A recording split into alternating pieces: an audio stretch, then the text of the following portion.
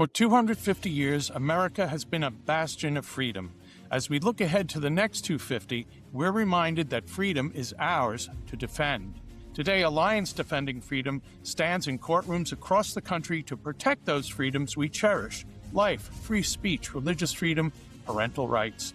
These freedoms are at the core of who we are as a nation, and they must be preserved. ADF is approaching a critical fiscal year-end fundraising deadline. Your support today helps ADF defend these freedoms so they may endure for many years to come. Every dollar you give will be doubled thanks to a special matching grant while funds last. Visit joinadf.com/Hanson or text Hanson to 83848 to give today. That's joinadf.com/Hanson or text Hanson to 83848.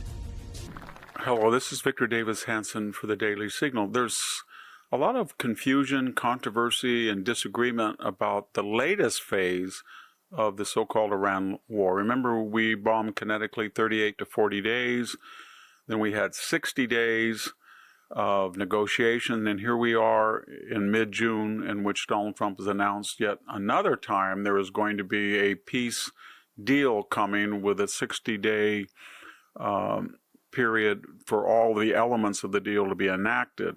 A lot of people are upset. They feel that Iran was on the ropes. They're going broke.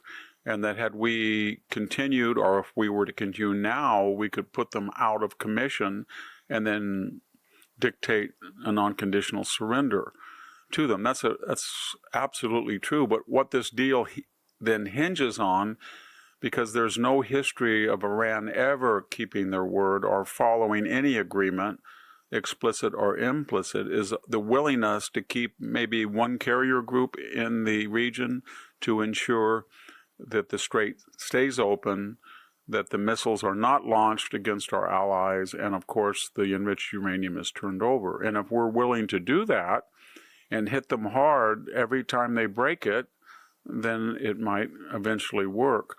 There's a lot of misconceptions, though, about the deal and the war in general. I'd like to address just a few of them.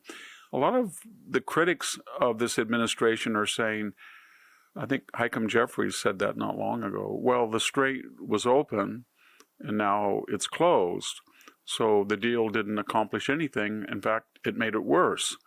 Well, the Strait was open because Iran had no reason, as it did now, to close it. And the reason they didn't have any reason to close it was the 7 prior presidents, Carter, Reagan, George H.W. Bush, George W. Bush, Bill Clinton, Barack Obama, and Joe Biden didn't want to disarm Iran. They didn't want to go in there and try to stop their proliferation agenda.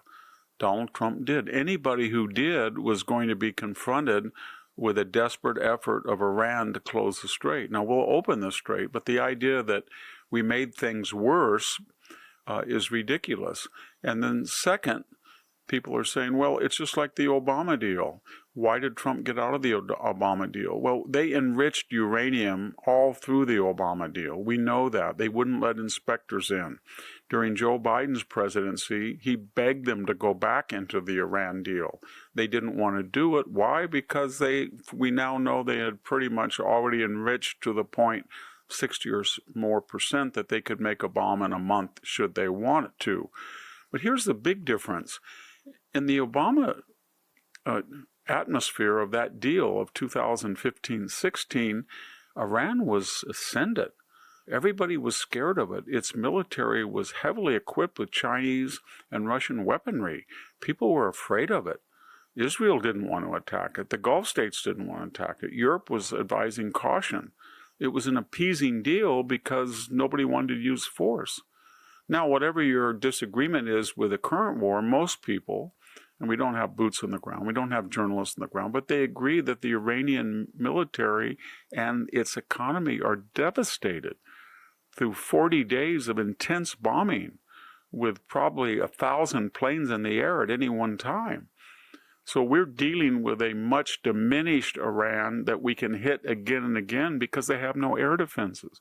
Obama was dealing with an ascendant Iran that he was scared to even mention the use of force to make them comply. There's a third misconception. People say, well, now we're isolated. We're all isolated. We have no allies. China and Russia are ascendant. Nothing could be further from the truth. This is the first time in all of our lifetimes that the Gulf Council, for all their double dealing over the years, basically are more attuned to an alliance, maybe unspoken, with Israel than they are with Iran. We know now that some of the 600 combat aircraft based in the Gulf were stealthily flying missions, and that meant alongside the Israelis. We know that there are Israeli technicians in the Gulf helping them with missile defense. We know the Gulf states and most of the moderate Arab countries believe that Iran, not Israel, is the existential threat. In other words, we've never had a closer relationship with the Gulf states vis-a-vis America, nor has Israel. As far as Russia and China, they're both shut out of the Middle East. They have lost their client in Syria. They have lost, and they're going to lose their client in Iran. They have lost their client in Venezuela. They have an enormous problem. Russia cannot sell weapons to Iran anymore. They may smuggle some in, and China can't get discounted oil anymore. There's another misconception, that is the apostate right, that is the Tucker Carlson, Candace Owens right, has said that they were going to fracture the party and maybe their influence will turn the MAGA movement against Donald Trump. Well, first of all, on all the other issues, maybe except the Iran war, most of the conservative, if not all, agree with Donald Trump. Even Tucker Carlson would agree with Donald Trump's crime policy, his border policy, the wall, the deportation policy, the green rejection of the green energy mania. But on this question of the war, the MAGA and Republican parties still overwhelmingly, 75%, support Donald Trump. And the reason they do is they don't feel this is a forever endless war, as the apostate right do.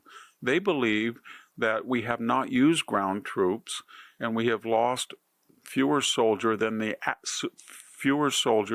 accident rate that the military suffers daily over that period of 38 to 40 days of kinetic operations. Finally, everybody says we've lost the midterms. The midterms are 4.5 months away. If the Strait is open, suddenly you're going to have a traffic jam of two things. One, tankers leaving, trying to get out, full of oil, and tankers waiting to get in. But there may be 200 or 250 tankers full of 1 million to 2 million barrels at a time when the United States and Russia and the Middle East and Venezuela are upping production. So there could be a substantial drop in prices. And if you do get a deal, the left is going to be sort of flummoxed because they said that we had lost the war and we didn't achieve our objectives. But if you do get a deal and the deal is enforced by military action on the part of the United States, it wouldn't hurt Trump, it could help him. And then there's a larger context of redistricting.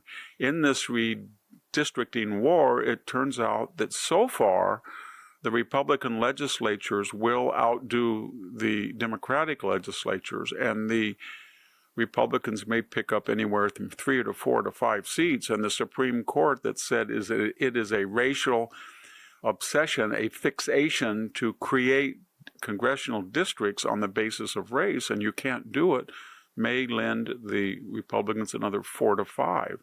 I'm not suggesting that Donald Trump can overturn historical precedent. Remember that of the last 40 presidents, 95% lost their first midterm election. So his history is on the wrong side, but he will not lose the Senate. And it doesn't really matter, to tell you the truth, if they lose the House. It would be nice to get legislation through, but most of his legislation has already been through. He can still use executive orders, but most importantly, they can't They may impeach him as a performance art act, but the Senate will never convict him. This is Victor Davis Hanson for the Daily Signal. Thank you for tuning in to the Daily Signal. Please like, share, and subscribe to be notified for more content like this. You can also check out my own website at victorhanson.com and subscribe for exclusive features in addition.